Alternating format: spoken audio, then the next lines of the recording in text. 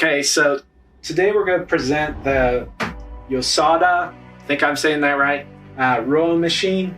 Now, the rowing machine takes probably I'm guessing 15-20 minutes to set up because you're installing a lot of the bolts and everything. You're trying to make sure you have it right. So really cool design for the rowing machine.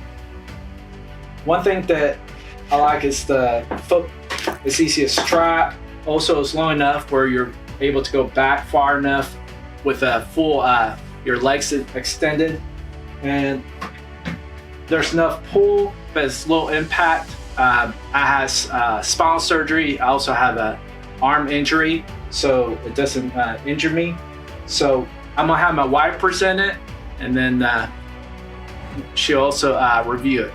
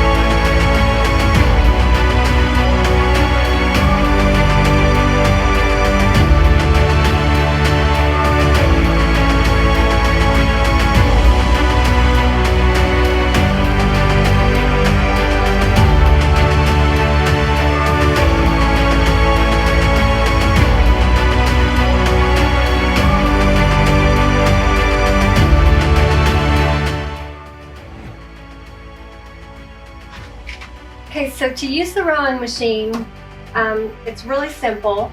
You just want to keep your back straight, have your hands shoulder length apart. You're going to push back, and then while keeping your back straight, you pull back and put the bar just a little bit under your chest. Then you smoothly go back and you wind up with your knees over your ankles. Very simple. The main thing is keeping your back straight during the whole thing. You don't want to bend forward because you could injure yourself. And this is a very good exercise for your upper body and arms. And this machine flows very smoothly. It's really nice how there's no jerking. It's very smooth. And it's low impact is what I like. I have an arm and shoulder injury, and this is not hurting me at all to use it.